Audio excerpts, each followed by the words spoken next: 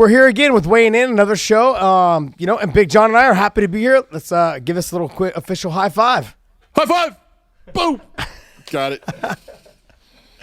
Look, that's producer Dave's nonsense. That's horrible. We thought we'd give it a try though.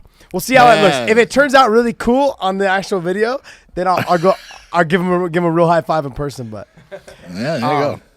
All right. Well, you know what? This is This is the week we talk about Bellator. We talked about UFC last week or a couple days ago, and then now we're going to talk about Bellator because we have a lot of great shows coming up. And next week, 2 shows in 2 days. 2 shows in 2 days. Huge show in Dublin, and then even I think a little bit bigger show, obviously a little bit bigger in LA with the featherweight World Grand Prix. So I got to say world. But look at this. Yes. See that? Yeah. The Irish Bellator shirt for you because you're going to the Emerald Isle. I don't even have one of those. I'm gonna hopefully they have them there when I'm there. Just do what I did. Steal it. Yeah. I was like, how come I don't get boxes of like Bellator stuff in the mail when I come home? I don't get it. I know. What's up with that? I know. But the cool thing is I got like these cool gloves behind me, and I got no gloves. Yeah, I got lucky. I kind of shenagled. You got that. Yeah, you got the office is right by you, man. You can go anytime you want. Right down the street, and I can pick up any of the stuff I want. It's so funny. He just remodeled. Coker just remodeled the whole set of offices. They used to be the old Strikeforce offices. Now they're the Bellator offices. He's got a warehouse there with like all the old Strikeforce kickboxing and old Strikeforce MMA. He's got all the old posters, all signed. It's pretty cool, man. That is. It's pretty awesome. And he even had a big collage made of all the former Strikeforce world champions on there. And it's got all the pictures of every world champion that Strikeforce had. It's pretty dope. I thought it was awesome. With a little, that's some pretty good fight. That'd be some pretty good fighters on that. Yeah, it was pretty on awesome. That roll call, man. It's pretty That's awesome. cool. Yeah, some of them have been champions in Bellator. Gegard Mousasi, you know? Yeah. So that's pretty cool. I did Gegard's fight when he won the title, and I did Gegard's fight when he lost the title. Who did he beat for the title? He beat, I want to say, because the first time he was in Strikeforce, he fought Babalu. Yes. And I was in awe, I'm being honest, of him in that fight. It was almost like at any moment he was going to fall asleep. Yeah. He was that calm. He was just like everything and Babalu was trying so hard. And Gegard was just like, there, tick, let me touch that one, hit, bip, bip. And I was like, oh my God, it had to be like 2010, maybe 2009. Man, it was just incredible as far as the way he just dismantled him. He has that composure about him that reminds me, obviously everyone's already made this comparison, is of Fedor Emelianenko. How they just come out, there's really no expressions on their face, super nice. And I've talked about this a couple times, but I was listening to Joe Rogan's podcast, and they were just talking about basically he has like that big dick confidence. It's that the guy, it just totally makes sense. The guy. Well, he's saying okay, I'm going to give you a story. He's saying the big dick confidence because you know who Bert Kreischer is? Yes, I do. Comedian. Yes. Okay. We are in San Jose, right? Bert Kreischer is coming into the Fairmont where I'm at. I'm going to go into the elevator, and I'm going in the elevator, and I see him, and I hold the door, and he goes, "Thank you," right? And I go, "No problem, man." I said, "How you doing?" Right? And he goes, "I'm good." I said, "Well, we have a mutual friend, Joe." He goes, "Oh my God, I didn't know you knew who I was." Yeah. I go, "Oh, absolutely," right? And so we just talk for a little bit, right? And he gets off on his floor, and I go on my way. And then he's on Joe Rogan's podcast, and he's telling a story. And the story is, that I knew who he was, and he thought that was cool. But then the story was really about Gegard Mousasi in the sauna, and that he was hung like a fucking horse. Right, but he kind of screwed it up and made it sound like I was hung like a horse. And my friend is listening to the thing, and he calls. He says, "Dude, this dude's talking about your dick." And I go, "What?" I go, "No, I was never nice." It was all Gegard is he's not only world champion in multiple functions. Oh man. He's got that. He's Holland hung. That's what he is. Well, He's Holland hung. That's pretty crazy. No, but it's true though. Like you think about it like that, you think like a guy that walks around with that kind of confidence, that kind of demeanor. You're thinking, man, you definitely walk around with that big dick confidence. But he's one of the nicest guys. Very humble, very confident, very humble, very quiet. But extremely talented, extremely technical. I actually, going back to his last fight, even though he lost, but I thought like he just had a hard time waking up in the first 2 rounds, and then he came alive. But in the third and the fourth takedown. But that last takedown in the fourth. At that point, first off, in the third round, he did more damage to Lovato than anybody has done in Lovato's entire career. Yeah. That one round, Rafael Lovato Jr. took more damage than in every fight combined that he has had up to that point. And then, fourth round, he had another hard round, and I thought, man, Gegard is just, he's got his number, and I'll give it to Rafael. He came out with a determination. I got to take him down. But the one thing out of that fight, if you look at what was going on, and it showed how good, because Lovato Jr. is so good on the ground. He is so talented, so technically proficient at everything. Yeah. And you saw that, man, he could not get Gegard. And Gegard got out of a lot of things that he was trying. And it shows you how talented Gegard is on the ground. His stand-up is freaking awesome. He's got a beautiful jab that he pumps out. His right hand is fantastic. And his grappling game is top-notch. I had never realized until that fight how big Lovato Jr. was, more than any other guy at that weight I've ever seen. He's huge. He is enormous. God. And then I shook his hand like at the Rockhold's the one that I put next to him. Yeah, but Luke's tall. Lovato, though, is tall and also thick. Luke is not really that thick. Like, he was a tall, kind of like muscular guy, but it's tall, slender, 6'3", that's Luke. Lovato Jr. was physically thick and just a big guy. I'm like, how in the hell did you make the weight? But this, and then I shook his hands, I want to say at when the fighter meetings, and I was like, good God, you got huge hands. Like, your hands are enormous. And he's just went all the way around my hand and just it was gone. It was gone. I was like, it felt like shaking. I was like shaking Tony Ferguson's hands. Same thing with him. When I shook his hands at the weigh-ins, I was like, good God, your hands are enormous. But you could tell Lovato Jr.'s jiu-jitsu was great. His stand-up was good. But I wanted to talk, now that you brought that up about the fight, would you have given Gegard a 10-8 round in that third round? Oh man, he almost had him put him away in the very end of that round. I could have seen the ref stopping it. It was, and there was one problem with it, and this is the same thing we were talking about last week with what happened between Justin Gaethje. There was probably 3 seconds left in that round, and I talk to people all the time about, you don't realize how much damage can be done in a couple seconds of time. A guy that is proficient with, his striking will land 15 punches in that 3 seconds of time. Mm-hmm. It's that fast, and it happens that violently. And there was like 3 seconds left in that round, and Gegard just walked away from him. And I was like, what are you doing? Yeah. But I'm going back trying to remember what I scored it, because I scored it that night. And I think I scored that one a 10-9, but I'm not sure what I put. Whatever I said that night, that would be what I would give it. Yeah. To touch back on another fight that reminded me of when someone was talking to you about 10 seconds is go back and watch the Rory McDonald and Carlos Condit fight. 10 seconds left in that fight, and Rory McDonald was whooping his ass until the end of that third round. Yeah. And then Carlos was able to gas him out, put some heavy leather on him with like 2.5 minutes left, and Rory just couldn't survive. There was maybe less than 10 seconds in that round, and I'm like, the fight will be over. Don't stop it. Don't stop it. Because I had never seen Rory fight, but I was so intrigued by how good this young, talented kid was. And just doing what he was doing to Carlos Condit was absolutely stunning to me. And I was like, wow, 10 more seconds. Just hold on, kid. Hold on. I didn't even know his name at the time. Come on, kid. Hold on. And the ref jumped in and stopped. I was like, no. I mean, what is wrong with you? I know. That referee is from Vancouver. Oh, man. The referee of that fight was a guy named Kevin Dornan. He's a great guy.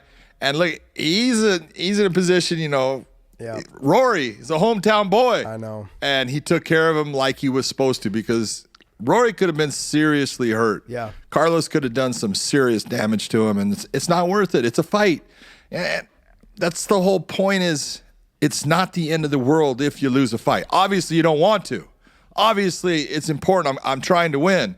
But if you lose, learn from it, come back, be better, and you're going to win the next time. I look at it also, too, when that fight happened, it maybe was an eye-opening experience for Rory McDonald, because had he beat Carlos Condit, he would have just kept doing the same things he was doing, not realizing that his conditioning at the end of the round, when he would have got to somebody at like a GSP level, that even though Carlos was always up there at the top, at that moment in his career, he wouldn't have been ready for it. He could have potentially got seriously hurt by getting knocked out, and his career would have been a different path. So I can look at it in a bunch of different ways, and that's one way that I mainly would look at that fight is, There was moments in my career where the loss actually did me best. It did me it did me so much. Absolutely.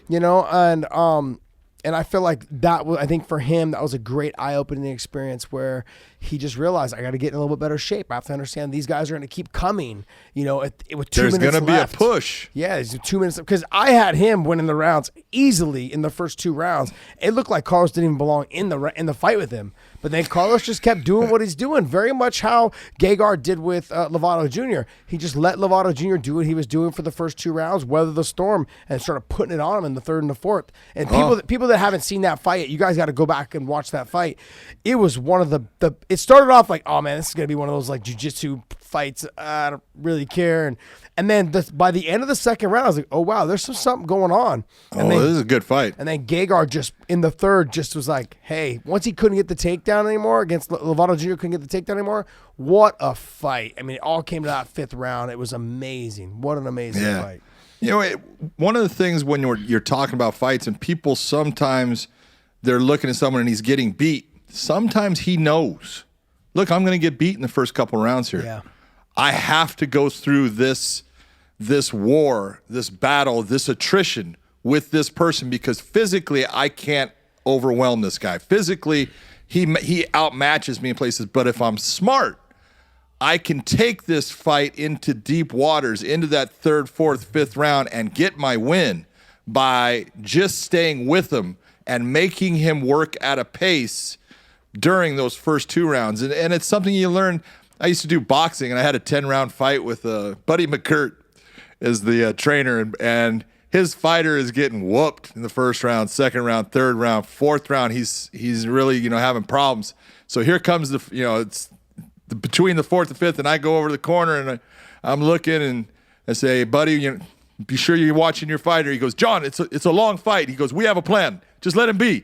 I go, I'll let him be as long as he's fighting. He goes, okay, just watch. And sure enough, 5th round, 6th round, he starts winning these rounds and is like, okay, I just learned a lesson myself. Just shut the hell up.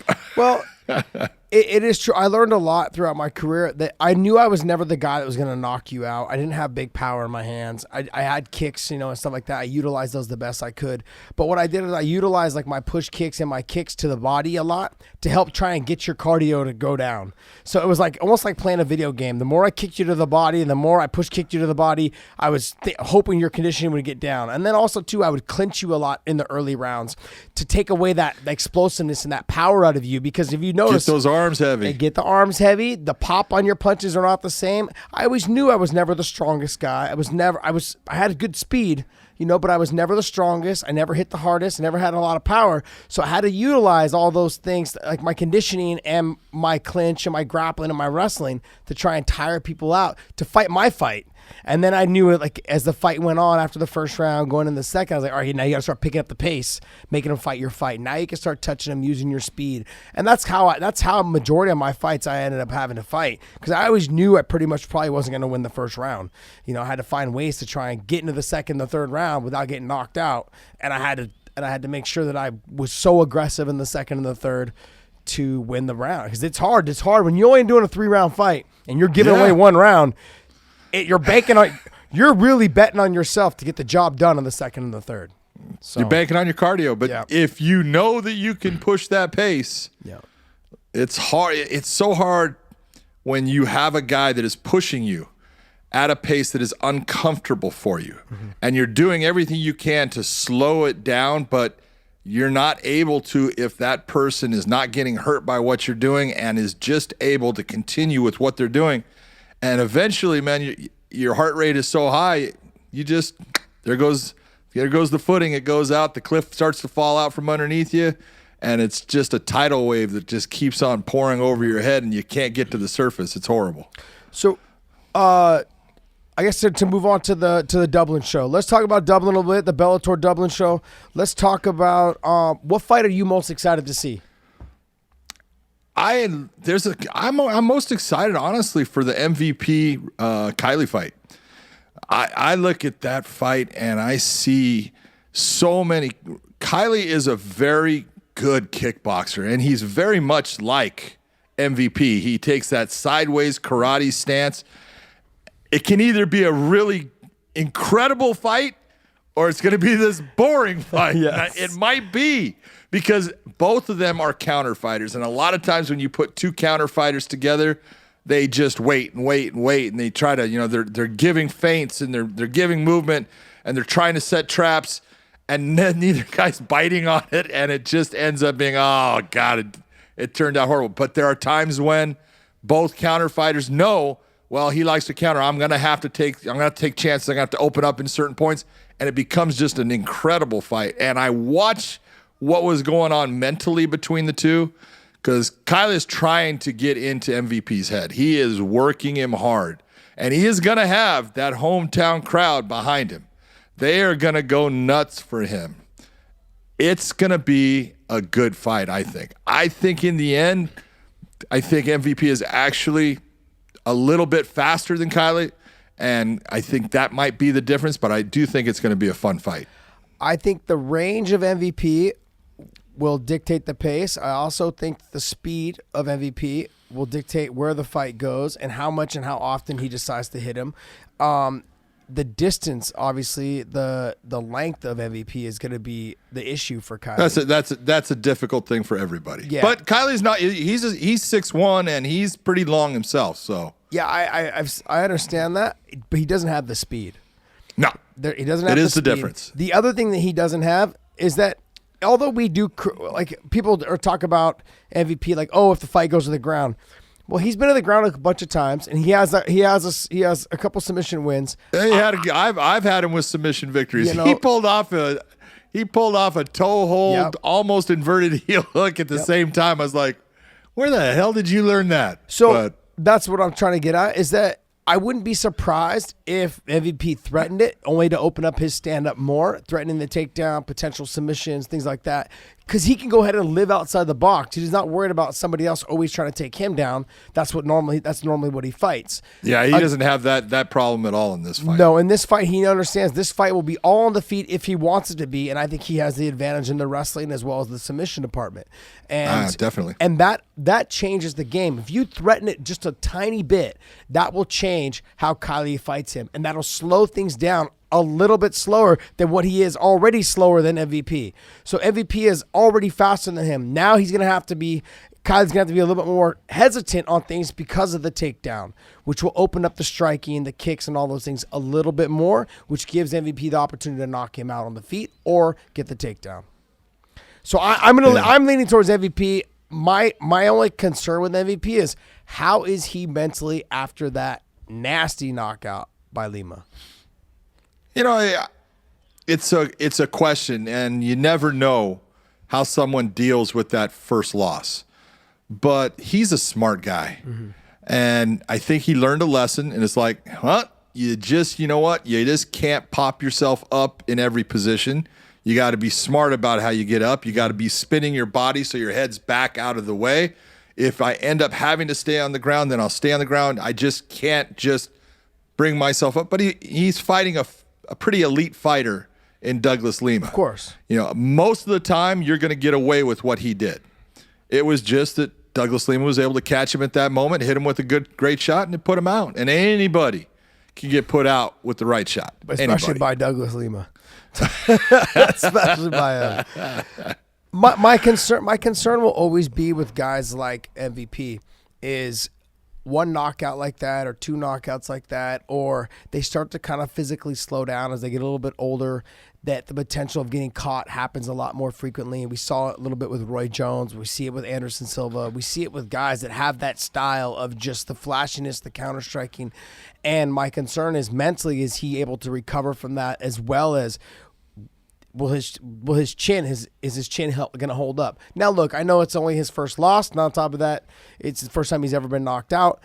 But those are questions I think that need to be answered, and we're going to find out in this fight. And that's what's great about fighting, is that we're going to get those answers that night in Dublin. We're going to find out in that arena that night if he's hesitant, if he's gun shy, if he just wants to get back on the winning track. We're going to find out all those things on that night. That's what's great about this. But I just hope that we see the old MVP come back and keep doing what he's doing. And I'd like to see him mix in the wrestling a little bit, only because I know that will open up his striking for more of a potential knockout. I think we're going to see in him just a more mature, improved version of the MVP that we had in the past. He's special. And there are those special guys that, if you're going to say, if I was going to match the perfect fight, would be MVP and Ray Daniels. Yes. I would love to watch that fight. 100%. You watch that one, that's like, but I'll give it, see, that's the A plus and the A plus, going at it. This one is, I got MVP. He's the A plus, but Richard Kiley, he's right there. He's an A minus at the least. Yeah. So it's going to be fun. It's going to be a fun fight. But also the Benson Henderson Miles Jury fight is going to be an interesting fight. Well, Miles Jury is a lot different fighter than what he was in the past, and does things in a certain way that he can catch you. He's very much like an Adam Piccolotti. And you saw that Adam Piccolotti, you even said before that fight he was going to give Benson some problems, and he did. And I think Miles Jury is going to give Benson some problems in this fight. Well, you tell me why you think. Is it because of the grappling, because of that style that he has that's going to give him problems? Or is it because he's just the younger fighter that just is going to try to push the pace that may get Benson out of his rhythm? If you're looking at guys that gave Benson problems, they were always guys that had length. Guys that have length start to give him problems. Guys that are shorter and don't have that reach, he tends to do very well with. Frankie Edgar is just a phenomenal fighter, but Benson did well with him because he wasn't that big, long, lanky guy.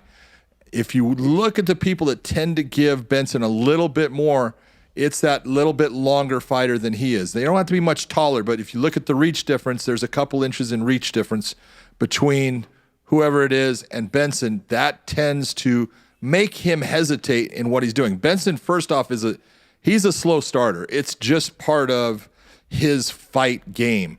He wants to go out there and he wants to push the action, but he is looking for those tells that someone's going to give him that, okay, I can take advantage of that. And he hesitates and he waits instead of, if I see the tell and I see it again, let me go after it. Don't sit there and wait. And he's got to get that going. He's got to get, one of the things I've always thought is Benson Henderson is a better 5-round fighter than he is a 3-round fighter. And it's because of that slow start and him trying to figure out his opponent and how he's going to best attack him. He's not going to have that with Jury, and this is going to be a 3-round fight. Jury being long, Jury's got good kicks. They're not as heavy as Benson. He's got a very good jab. His ground game is outstanding. He's a lot better fighter than most people realize, and I think he's going to give Benson some issues in the fight. We've done the last 2 times we've done fighter meetings with Benson. I've asked him the same question every single time to start the conversation is, have we been working on a faster start? Because it's horrible. And I think a lot of it comes from the fact that he's fought so many championship fights. He was the WC champion. He was the UFC champion for so many years. And all he fought and all he did was get ready for 5-round fights. And even when he wasn't the champion, he was the main event for fights. And when you're the main event, you're a 5-round fighter. In the UFC you are, not here in Bellator, which is nice because I never really cared for that because you're making a lot more money off me and I'm putting more wear and tear on my body. And there's it's really, all, also one of the things with the 5-round fights, and they wear on you. and they wear you out as a fighter. They put more mileage on you. I've said this. And you can only have so much mileage on you before you're in trouble. Well, I've said this for years. I said what they're doing is they are charging. They're basically paying you what you were getting paid from before for a 5-round fight, for a title fight, and you're given a title fight every time you're in the main event position, and you're losing miles. I remember it's not just the 5-round fight there that night. It's the 5 rounds in the gym every time you spar. It's the 5 rounds of grappling every time you grapple. It's the 5 rounds of wrestling every time you wrestle. You're guaranteed to just do that amount of rounds. It's the extra miles you're having to run. Exactly. It's more time in the gym, more wear and tear on your body, and then the longevity of your career shortens because of that. So and they're paying the same price for that title fight, and they're making more money off of it, but you're not getting a title out of it. You're not getting any more money out of it. I'm not, and that was always my criticism for that, is that for that. But look, my to go back to Miles Jury and to Benson, my ordeal with Benson is that he's a slow starter, and I've always felt that sure, he's a black belt in jiu-jitsu, but he never showcases his actual jiu-jitsu. Sure, he's flexible. Sure, he's good at avoiding submissions. He's more of an anti-grappler than he is an actual real jiu-jitsu player. That's my personal opinion. Like I have the experience of sharing the cage with him for rounds, and I felt like the positions, the way for me to beat him was to out-grapple him. And in the first 2 rounds, I did. Slowed down in the third and basically lost the next 3 rounds on some judges' cards, but whatever. Anyways, but into that position, though, is... Broken thumb kind of slows you down, too. Yeah, it does, but it is what it is. But that's why when we talked about Adam Piccolotti fighting him, that was my thing, is Adam, to me, is a phenomenal grappler. Miles Jury, a phenomenal grappler. But can Miles close the distance and get the takedown against Benson? Benson's got good takedown defense, but can he punch his way in to get to the takedown and not just try to shoot raw dog with no setup? Because if he does that... I don't know if he wants to shoot takedowns on him. I'm being honest. I don't think he wants to just shoot takedowns. I mean, he'll go to the ground with him, no doubt, if given the right opportunity. But I think he's going to, it's same as, when he fought Donald Cerrone, he wanted to be in the stand-up, but he wanted to go to the ground, but he wasn't shooting takedowns on Donald. He was trying to light him up with shots, get into a good position to go for the takedown. He wasn't taking, any freestyle shots from the outside. But what I mean is like getting to the body lock, getting to the takedown, getting into that clinch area is kind of what I'm talking about. The other thing as well is I feel like the guys that overwhelm Benson are the guys that have success.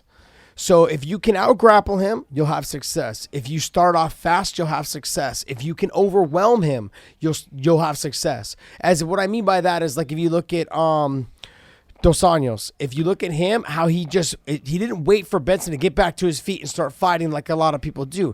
They were in a mix. And when he didn't let Benson start to get back to his feet and it was boom, boom, hit him, he wasn't letting him get back up. Okay, let's square off and let's fight.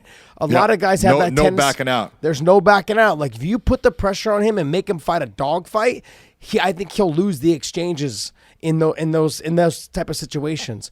So I think if Miles can make it a dog fight, he's got a good chance. And you saw that in the earlier rounds too with Michael Chandler. Benson was sorry about that. Benson was losing the exchanges in the wrestling and in the striking in the beginning part of the first and somewhat into the second round because Chandler was more explosive. Chandler was putting the pace on him and just being overly aggressive. Now Chandler gassed out, as the fight went on because of that. Man. Because of that, but then he won those rounds because of how aggressive he was, and Benson just does what he does. Bides time and just lets you weather the storm. But this is a 3-round fight and not a 5-round fight like he had against other guys where he could get through it. Yeah, I think the 3 rounds I had talked to his coach long ago, John Crouch, who I really enjoy being around and stuff.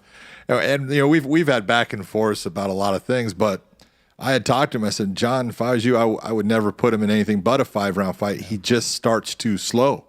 And he goes, yeah, we're working on it. And I go, I totally understand. I go, he's just waiting.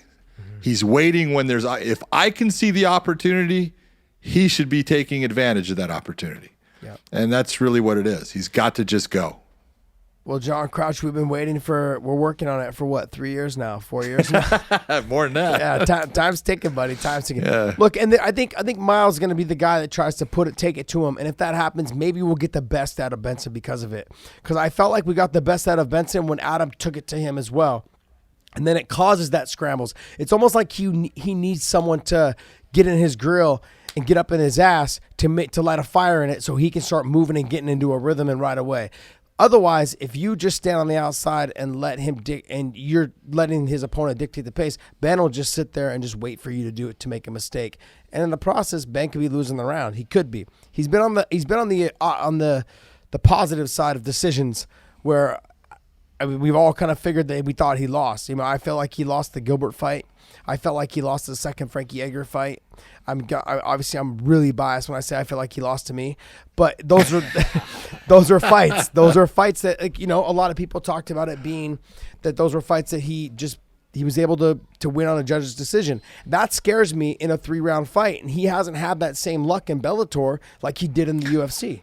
No, the decisions have not been going his way in Bellator, and that's when you have a close fight. That's the way it is. Yeah. I mean, it's not the judging of a fight is not exactly an easy thing, anyways.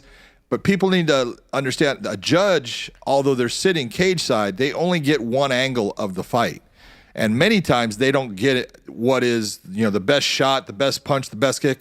They can't even see it because the angle is wrong, the referee's in the way, there's all kinds of things that happen. And that's what can happen when you are fighting, and it's a close fight. You can end up thinking you win, and the judges go the other way. You can't, that's just the way it is. Yeah.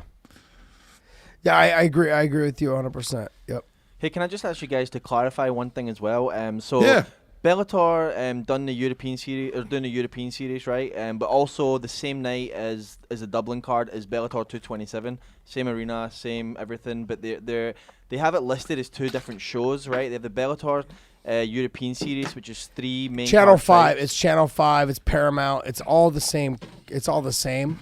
Go ahead, John. I'll let you explain it because you'll do it better than I will. Here's your big difference. When you have a Bellator European series, that is being shown on 2 things, Channel 5 and Sky TV, which is all European channels. The only way you in the U.S. can see it is if you check and go on to the Bellator app and watch it on the Bellator app. That's the European series. What you're seeing with 227, which is Bellator Dublin, Ireland, that is on Paramount. That's going to be shown here in the States on Paramount. It will also be shown in Europe on Channel 5 and Sky TV. Okay. Yeah, I think it's just confused these fans a lot because it's the same night, it's the same venue, it's the same everything, but it's 2 different shows, right? Yep. So there's a deal set in place for Channel 5 and Sky TV so that they have exclusive rights to watch that there, and you can still watch it though, but you have to watch it on the Bellator app. Okay. So I think fans will just appreciate that. Yeah, yeah. Just so people understand, it's not you're not going to watch it on the Zone. You're going to watch it on the Bellator app. Same as like with 228, which is in LA, that is on DAZN. Mm-hmm. No one else gets it. Yep. That you've got to pick up the streaming app of DAZN if you want to watch those fights. That's where you're going to see it. Paramount doesn't get it. The Bellator app doesn't put it out.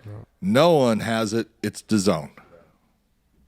Is that clear for you, Scotty? Yep. I call him Scotty because he's from Scotland. Well, what fight are you looking forward to as far as you've been checking on these fighters, doing all the work, getting ready for this thing? It's which one are you looking forward to? It really was the Benson fight, but to be honest, it was the Tuck and Gertz fight, which unfortunately just got pulled off. John, that was going to be a good fight. That to me was going to be a great fight because Gertz was going to try to finish him because Tuck's never been finished, and there was a lot of talk going back and forth about I'm going to be the first guy to finish him. I really wanted to see that fight. Thought that was a great fight, and then Cal Eleanor, he came off the card as well. So those were the fights. Yeah. Those were the 2 fights, honestly, because that was the Cal Eleanor versus Gallagher fight. Yes, people don't know who Cal Eleanor is.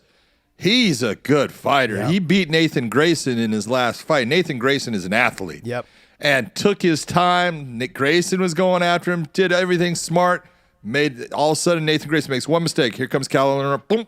He ends up submitting him. He's a good fighter, and he was someone that you could look at and say, he can definitely beat Gallagher. This is going to be an interesting matchup because they both are ground game guys.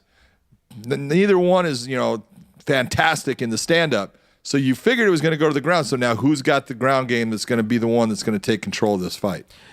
Yeah, that was a fight that really interests me because I actually started to develop like a good friendship with Cal Ellenor, and I obviously really like James Gallagher, but Cal Ellenor just seemed like a really good guy. Watched his fight with Nathan Grayson. I didn't expect him to be so dominant in that fight, especially after seeing Nathan Grayson's performances before leading up to that fight. I was like, wow, the athleticism, this and that.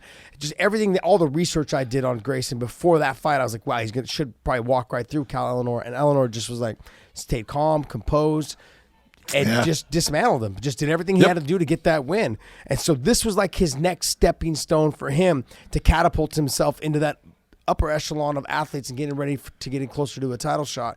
And that to me would have been huge. So he was talking a lot of snap too, man. He was definitely going after Gallagher. So it was like, oh, this will be interesting. Yeah, I thought it was great because you could have seen it at the presser, you could have seen it at the weigh-ins, you could have seen that night how it would have all played out. And I loved everything leading up to it. But hey, things happen for a reason.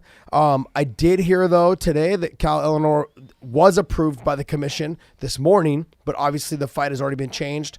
That there is the potential of Cal Ellenor and James Gallagher potentially fighting in a show coming up sometime before the New Year's. But we'll see. We'll see what happens. It's apparently like they were talking about the scans that they were obviously not good, but then they've done a couple more scans and everything has turned out to be not what it was thought to be. Yeah. So which is good because he's got a new baby, he has 2 kids, he has a new little baby, and it's nice to hear that things like that something like that is good. I'm happy for him. Talking about a guy with a baby, what do you think of the signing of Nick Newell? I absolutely love it. So do I. I absolutely love it. I think he's going to cause problems in the lightweight division. He is that good. Yep. He is going to give a lot of people a giant headache. Yeah. Yeah, people it's going to be fun to watch. People don't know what to do with him, and people don't realize, he's only got 2 losses? Yep. Yeah, 2 losses. One of them to Justin Gaethje. You know what I mean? Once to Justin Gaethje, I'm like, you guys, calm down. Like, he's not. People keep overreacting to the fact, like, oh well, he's not going to be as good as. That's bullshit. He's freaking good. He's talented. He's got good submissions. He's very calm and composed. The way he dismantled Corey Brown, I was like, all right, that shows that he's definitely talented on the ground. Showed us some stand up in that fight. Look, he just also too. He's had so much time off. And the inactivity of not having consistent fights. And I think him now understanding that he has a place he can call home in Bellator, he's just going to be training full time, and we're just going to see him progressively get better and better. And I can't wait. I can't wait to see him. I'm a big fan. I've always been a big fan. And I'm a big fan. I love people that don't take what people tell them as far as, oh, you can't, oh, you shouldn't. They don't. You know what? I'm going to do what I want to do. Yeah. And that's what I love about Nick Newell and other guys. There was a kid, and him, Anthony Robles, who used to wrestle at Arizona State. Mm-hmm. Became NC2A champion, 112, one leg. Mm-hmm. And when you wrestle him, all of a sudden it's like, holy Christ, everything that I've gotten used to doing doesn't work against him because that other appendage is not there, and he knows how to get out of this. Mm-hmm. It is not easy. What Nick Newell does, he's got that short arm, but he's able to utilize that thing in chokes that you and I can't do. Yeah, I was doing a grappling thing with Baxter Humby, who was, the one-arm bandit from kickboxing, multiple world title winner, great guy. And I'm grappling with him. He keeps on sticking his arm in my throat. And I'm like, I'll tell you what, that's a pain in the ass. And I kept moving it out and doing stuff, and I was trying to see how good he was at certain things, and it was like, when you're not used to a guy that has, an appendage that's missing or different, they have figured out what to do with that in ways that we just haven't figured out. Sometimes you can get caught, and man, the squeeze that they can just create at times it's incredible, and that's what Nick Newell brings. Yeah, I agree. You brought up Anthony Robles is because I had talked with Cain Velasquez, who was at Arizona State, Ryan Bader, and all those guys, and they develop things. Their body develops differently, like the grip strength that he had to deal with being on crutches a lot, and then working, whatever it was throughout his process of making sure he could wrestle. Their grip strength is different. Their back strength is different. All those things are different. So their body has strengths in areas that most people don't have strengths in those areas. His one leg is obviously going to be a lot stronger. Oh, he was a lot bigger. 2 legs. You know what I mean? So those are all things that come along with that. And I do remember there was a wrestler when I was wrestling in college. His name was Cosmo something, but he had no legs. He was from the knees down. He had no legs.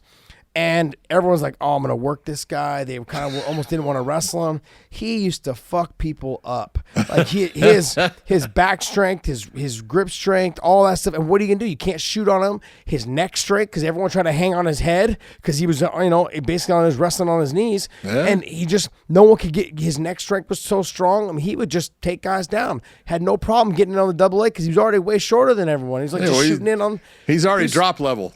Yeah. And then people would try to get down to his level to wrestle him, which is he was used to that, and then you're already at a disadvantage because that's not how you normally wrestle. No, you're playing another man's game. Exactly. So I agree with everything you were talking about. It is different, and I think Nick Newell he possesses those type of threats against people that aren't used to fighting someone like that. Yeah. And Nick's been dealing with that his whole life. He's had to find ways around on how he can use his arm to his benefit, and he's obviously had success doing it, and I'm happy for him. I'm excited and thrilled for him. He's had major success. I think they're supposed to be. He's going to be fighting on the one of the Mohegan Sun cards in October, so I can't wait to watch him. Yeah, he's from Connecticut, right? Yep, perfect place for him. Perfect for that. And we have 2 cards that in Mohegan. What is it? The 27th, 28th, I believe, of October. I was thinking 25th, 26th. Okay. Get your dates right, mister. All the dates are off, man. I'm telling you, I'm one show at a time right now. I'm just like, oh. So, but I'm excited. All right, LA. Let's talk LA. Let's talk LA, man. I've not only gotten past my LA, I'm all the way through my Pachanga. So I'm ready, man. I'm ready to go. Let's go. What do you want to know about LA since you're not gonna be there, you bum? I know. Hey, it's not my fault. I know it's not, man. You gotta talk to the higher ups, man. I'm a little upset. I'm gonna pull a Goldie on. I'm gonna pull a Goldie right now. Be mad. I'm pretty mad. I'm like, oh. Well, no, I'm upset that I'm not going to be there working the show, obviously, but it's not even so much that. I'm mad that they changed my flight, and then I'm actually flying while the fights are going on. I can't even watch it. You talked to me about I think I can watch on the Zone as long as they can stream it. But if it streams on Delta. I know. I'm going to have to figure it out. Well, that sucks. But I'll get it sorted out. I'll take my iPad on the thing, and hopefully I can stream it from there. We'll get it sorted out. Tell me, let's talk about that card. I mean, obviously the featherweight Grand Prix, and then Gegard's fight. What fight are you looking out of all the fights? What are you looking forward to?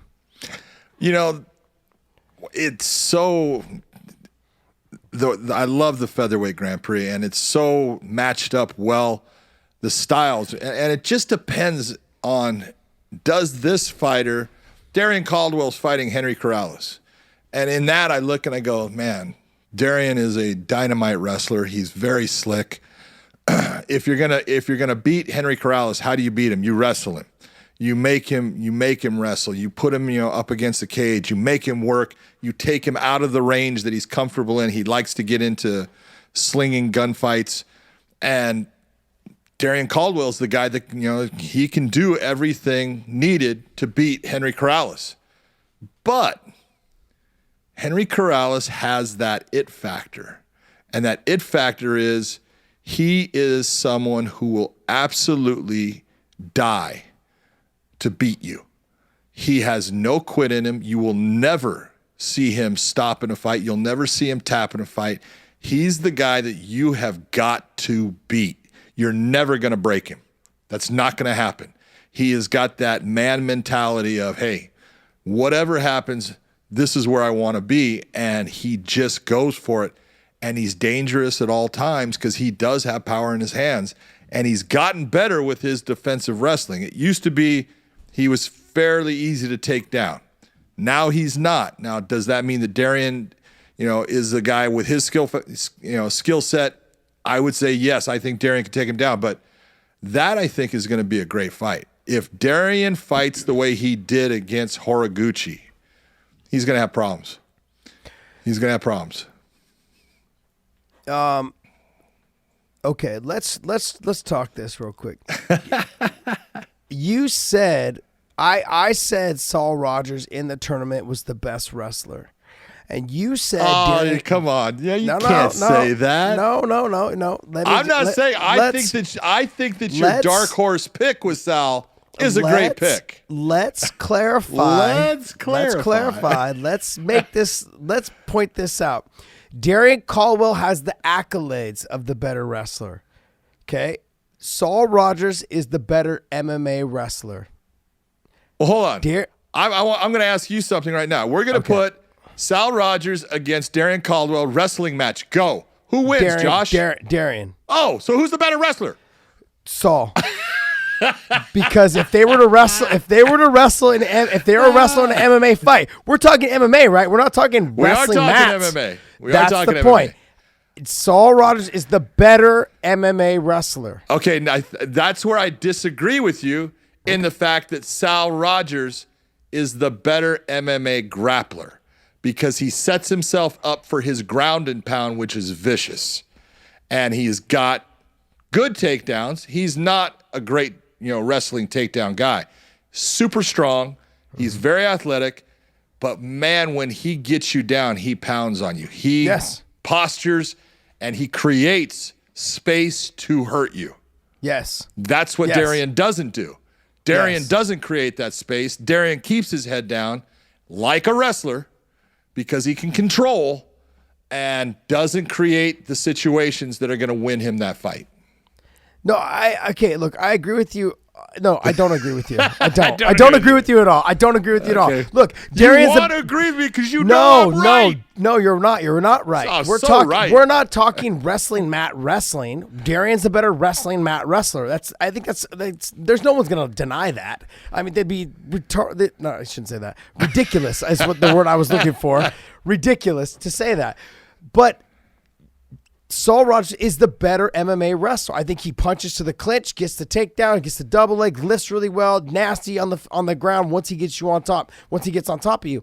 He is the better MMA wrestler. When it comes to putting the combinations together, closing the distance, he does it better than Darian Caldwell does. He does it better than anybody else in this tournament. That was my point. So am I right or am I wrong? No, I agree with you. That's all I want to hear. Just stop there. Just stop there. I don't want to hear anything else. There because I want that put on replay. I want that put on replay. I agree with Josh Thompson.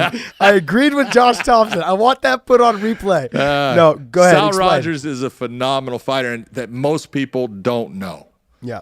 And that's one of the big things. Most people have no idea who he is, and he is a beast. He is that good, and he's that good at just forcing his will upon you. His fight against Daniel Weichel, that's one where I'm going back to the old school. Daniel Weichel is the old school. He's been in a lot of, big battles. He's got a ton of skill. I don't know that he can handle what Sal Rogers brings. Yeah. That's going to be a tough fight for him. So for me, I pick Saul Rogers obviously to be the dark horse, but the only reason why I pick him over Daniel Weichel is because of the wrestling and the way he closes the distance and the physical strength of it all. Now, Daniel Weichel is also, to me, the most technical guy in the tournament. I mean, Pat Curran was too, but like Pat Curran, the inactivity, like he's been, he slipped up a little bit. Like that wasn't the same fighter. But Daniel Weichel to me is the most technical guy that we have in this tournament, like to this day.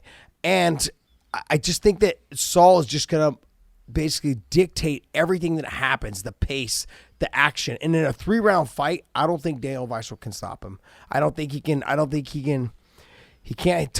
going to be able to get his combinations off fast enough before Saul Rogers gets to the takedown, presses him to the fence, lifts him and puts him on the bottom. And if Daniel doesn't have an answer for a sweep, submit, get up type situation or submit, sweep, get up type situation, he's going to be stuck on bottom just getting obliterated. Yeah, the question for Daniel Weichel in my mind, it's his footwork.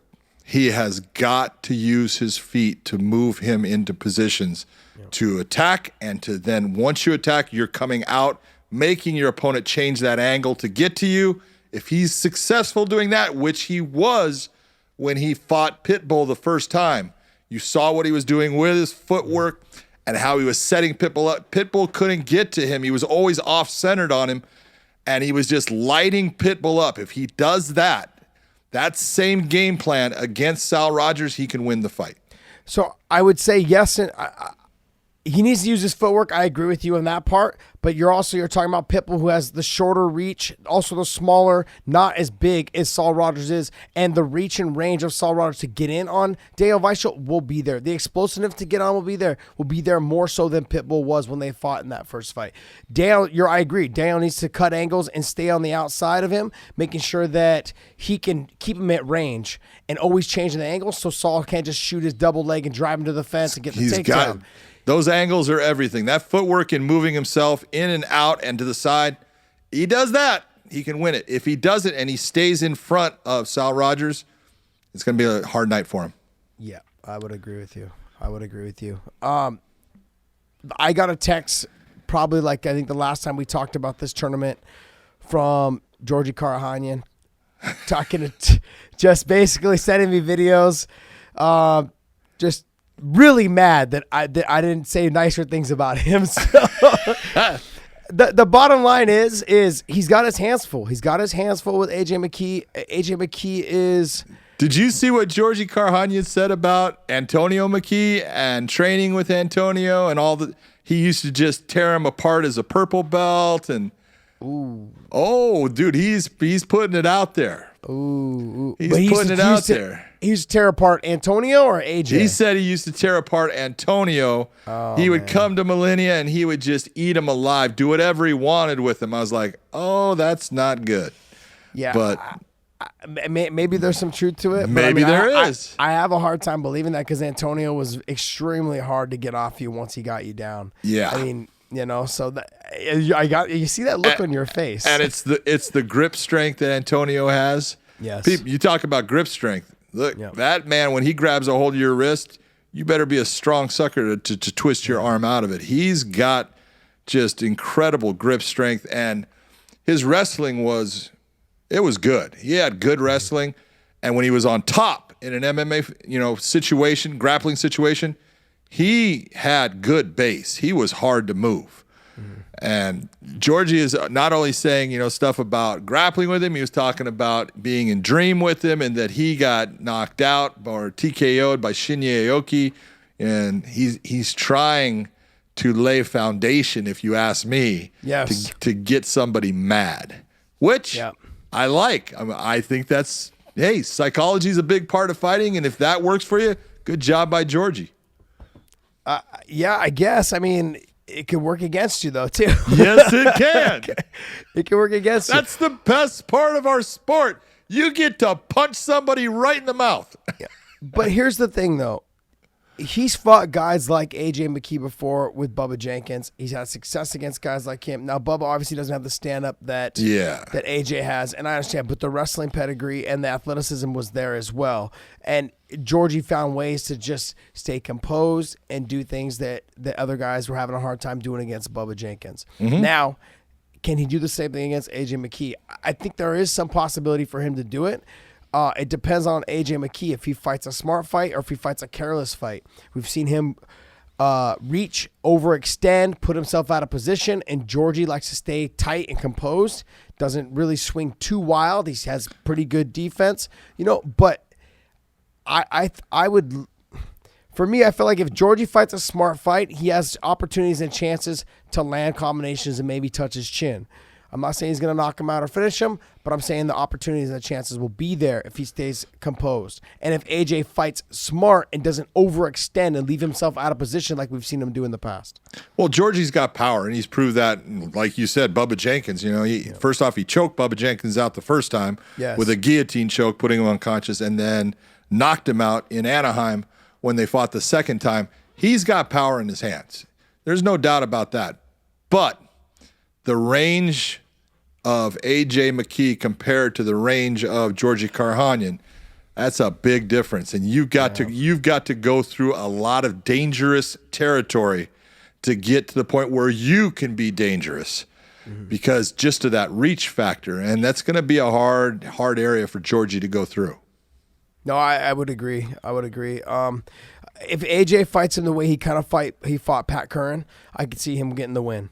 You know, he just fought smart, stayed composed, didn't do anything that put him out of position. But if he fights like he's fought some of his other guys, like in his earlier career where he left himself out of position after throwing wild side kicks or lunging right hands or left hands and leaving himself out of position, he could potentially get caught. We could see a little bit of maybe of that MVP Douglas Lima position where he just leaves himself out of position and gets caught and lights could be out. Yeah, it could be. But I go back and I look at the Henry Corrales fight against Georgie. I look at the Emmanuel Sanchez, both of them, but especially the last one, because I thought Georgie came into that with a good game plan. And it was, hey, I'm gonna take Emmanuel off of his feet and make this more of a ground fight.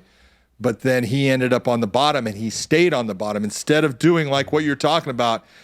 Once I hit here, it's either I'm looking for the submission, the reversal, or I'm getting up. I've got to go through that sequence. And, you know, if you're not and you're staying there, you're just allowing someone to win the fight. Yep. He cannot stay there. If AJ McKee ends up on top of Georgie has got to make a decision. I am getting up.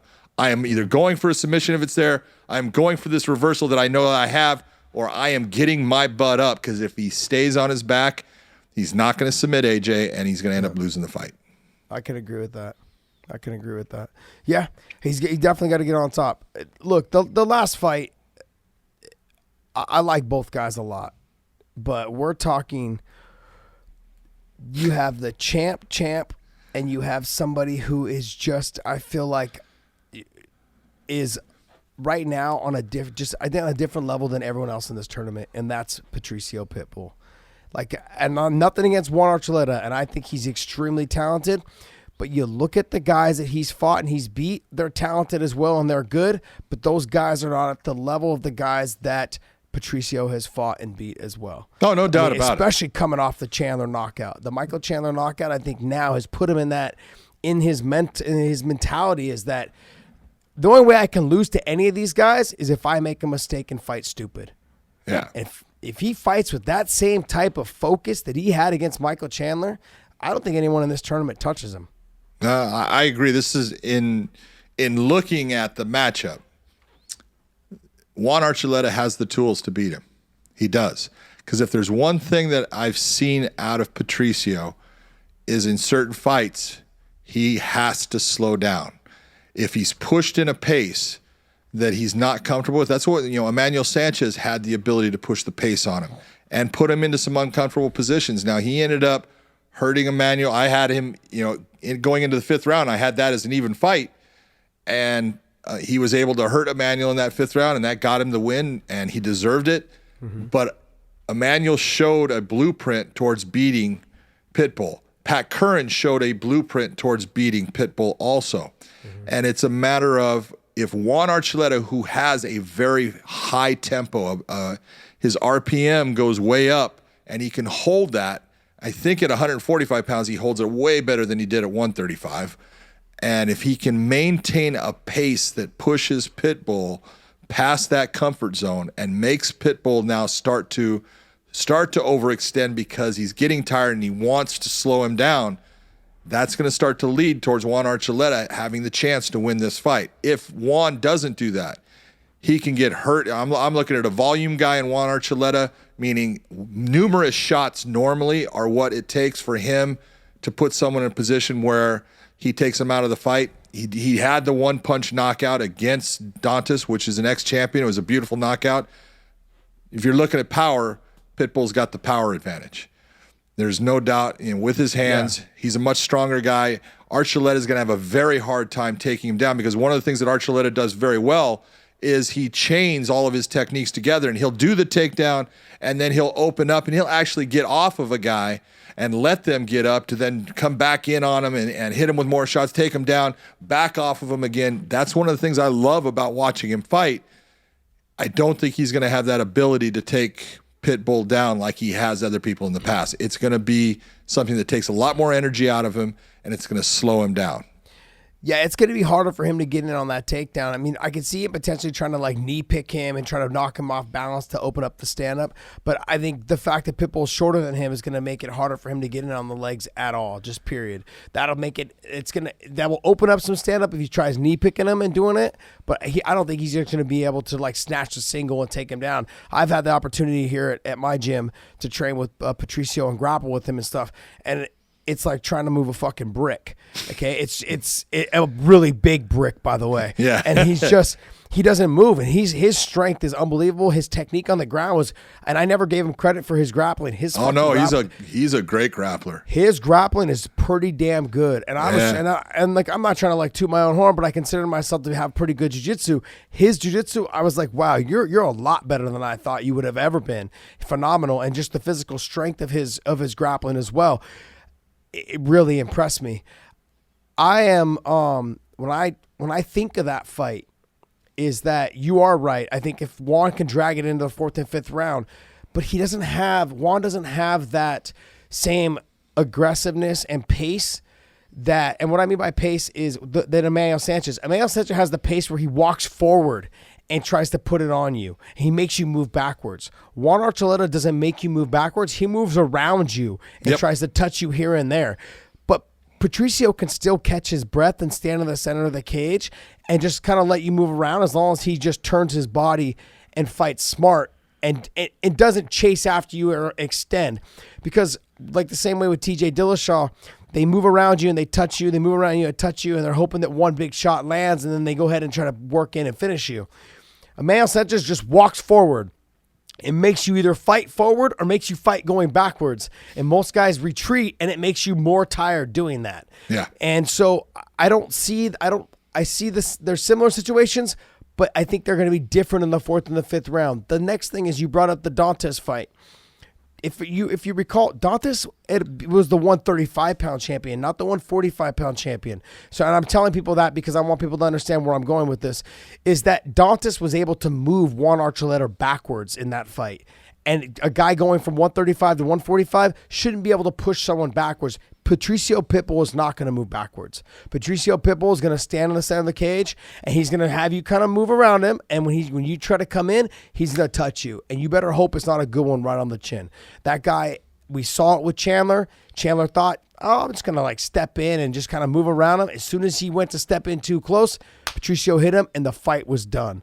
I mean, that's the kind of power he possessed. And if Juan lets Patricio back him up to the fence like Dantes did up until the knockout, because his back was against the fence when he threw that Hail Mary right hook, that overhand right, which was beautifully set up and very, very nicely done. He did it before against Robbie Peralta, the exact same thing, showing this like he's going for that little knee tap, brings the hand over. Nice job. Right on the button. Beautiful, but he shouldn't be allowing someone of his size, of Dantes' size, to back him up and do that. Because if Patricio backs you up, he's not as careless as Dantes was with his hands being down. No, he's very controlled.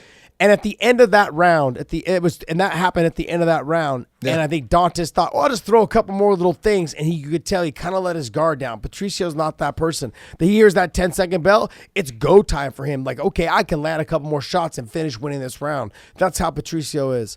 So I don't want to take too much away from the Dantes and the Juan Archuleta fight because they're not the same at all.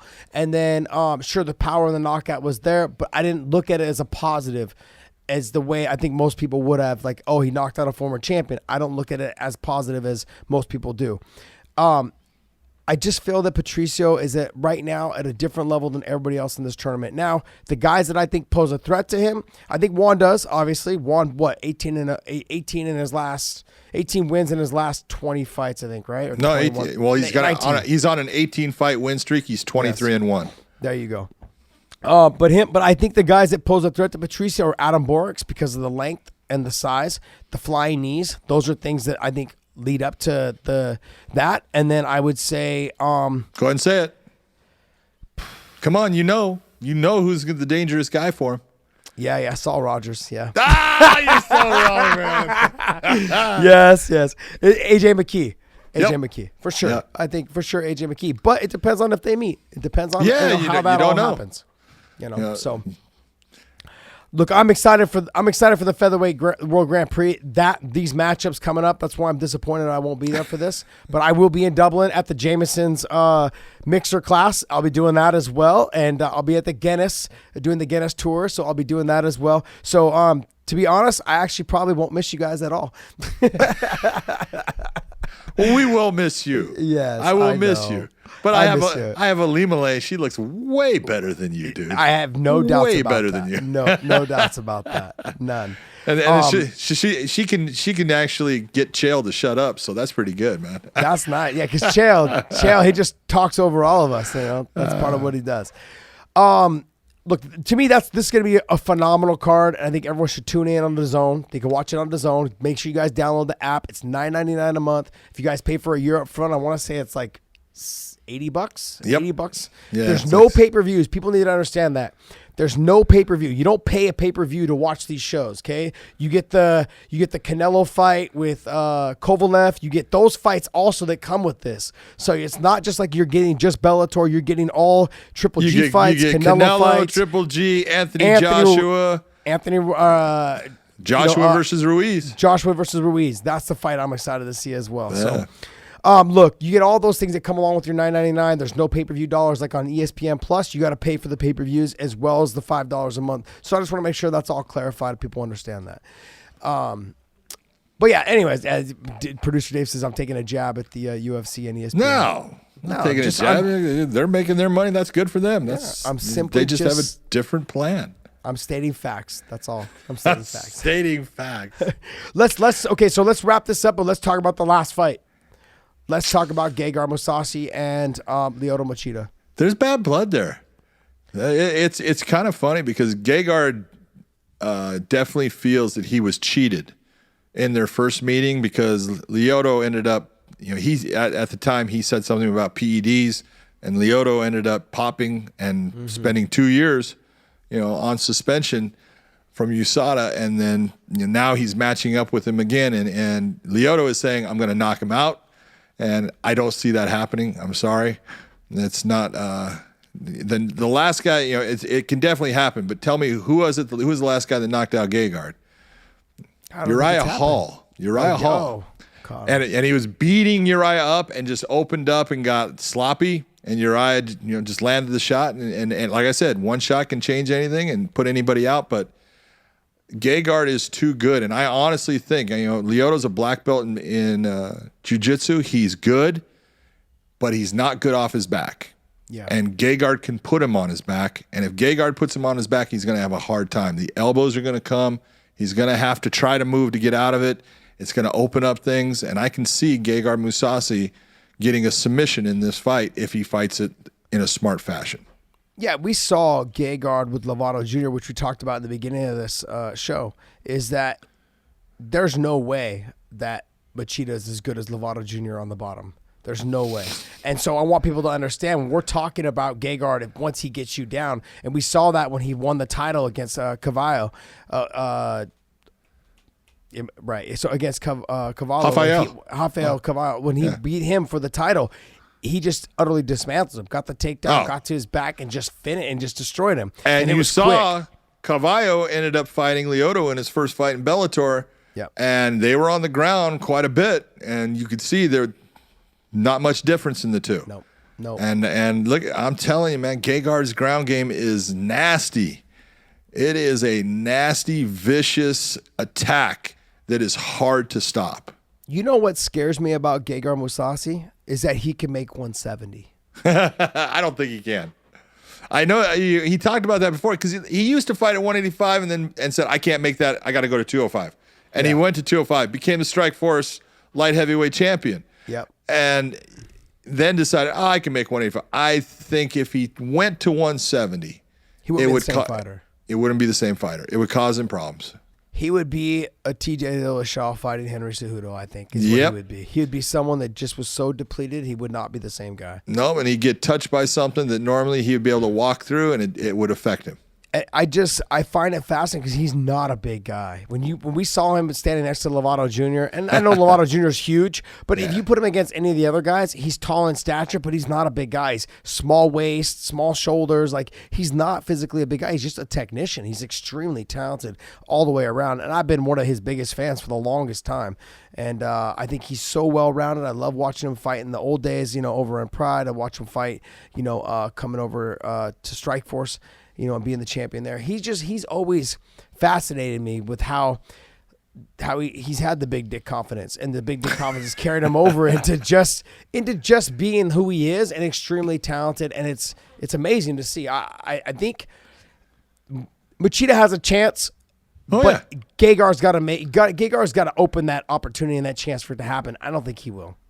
Yeah, I think he's, one of the things that to me creates problems for a lot of guys is when they first fight Lyoto, they don't understand the range that he has and the way he sets things up. Because especially like the way Lyoto kicks, he doesn't kick with a lot of power. But it's very fast because he doesn't change his hips. Mm-hmm. He just brings the leg out. It smacks you, and you're like, I didn't see that coming. And it's eventually that's how he catches you. But once you fought him, now you've at least been in there and you've had that experience that now I know certain things that I know what I can do. I know what's going to work for me. I think that's a big difference in this fight. No, I would agree. Yeah, I would agree. I think. I think with Gegard, he's just got to be careful stepping in and rushing in like a lot of guys you cannot rush in on Lyoto. You do that, you are, that. Look at Chael. That was his last fight. What was Chael? Chael is a pressure fighter. Chael's a guy that gets into your grill and wants to fight in that phone booth area. You can't do that with Lyoto. You got to be smart in the way that you attack him. And, guys have tried in times, Dan Henderson, when he fought, he tried to be that tactical guy against him, and it became a very boring fight for a lot of guys because Henderson was not being the attacker that he normally was. But he knew going in, I can't just go and attack this guy because that's going to feed him. Yeah. And he's a tough nut to crack. And he's got some special skills about him. But I think the fact that they have fought once before, I think that is an advantage more for Gegard than it is for Lyoto. Yeah, there's that. And then I like to point out to people, too, that is, if you guys have watched Gegard fight, when people throw punches and kicks at him, he stays defensively the same. He has that kind of Holland-style kickboxing where he doesn't really move. All of his defense is right here in front of his face and his legs. All he does is just turn his knee out a little bit here and there. Yep. He doesn't overreact, and you get that a lot with guys that don't know how to deal with Machida. You never see him drop a hand down to a kick.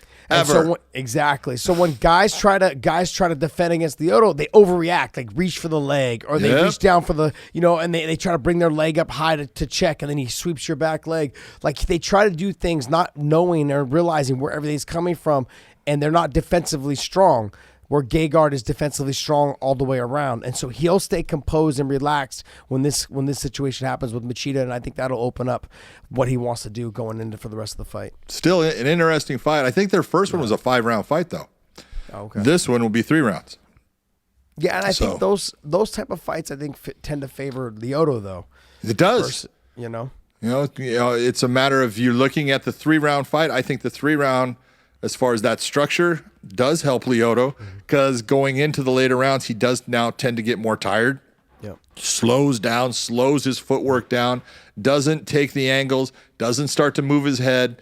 And so the 3 rounds it's a good thing for him, but I do believe that Gegard is a different beast now, and it's going to be very difficult for Lyoto to get in on him and to do damage. And if it does hit the ground, I do see a big difference in their groundwork and what they do. Lyoto's good when he's on top, but off of his back, if he ends up on his back against Gegard can be on his back against Lyoto. I don't think Lyoto can be on his back against Gegard. I agree 100%. Yep. I'm going to have to make a t-shirt that says I agree 100%. I think I've said that 10 times today. I think I've said it 10 times today. That's all right. Oh, man. Well, hey, that was great. I'm going to wrap this up, I think, and then anything else? What else? Is there something you want to talk about? No, I'm good, man. I'm happy. I'm not gonna see you for a whole week. I don't know if I can handle this. You're gonna miss me, aren't you? See, I grow on you. I'm like a I know. fungus. Yes, you are. Yes, you are like a fungus. Josh's socks already have plenty of that. Yeah. Ah, that's nasty. And everyone at home has no idea what he just said. Well, hey, look, safe travels over here to the West Coast, and Thank you, sir. I will see you. Where am I going to see you next? Are you going to Milan? I am going to Milan with you. I will see you in Milan then. That's All right. right, sounds good. Have a great time in Dublin. Monday the 30th. We'll be back. Oh, I'll see you before. I'll see you here before we go to Milan. I'll see you before we go there. We'll do a show the weekend after we get back from LA. Okay. All right, we'll see you then, and then. I got like 2 days at home. Yes. Oh, hey, I want to remind everybody, okay, that you guys that are watching on YouTube or listening to us on iTunes, Spotify, SoundCloud, Google Play, all those things. I want to remind you guys, we are doing a contest, okay, that will win you guys some old-time swag. Big John's got some old-time history from like the early UFC days. We've got the Bellator and Strikeforce posters, all those things signed by everyone. So if you guys create like a character of us, okay, of Big John and myself, and you guys submit it to, go ahead, Dave. It's contestwip@gmail.com. WIP Weighing in podcast.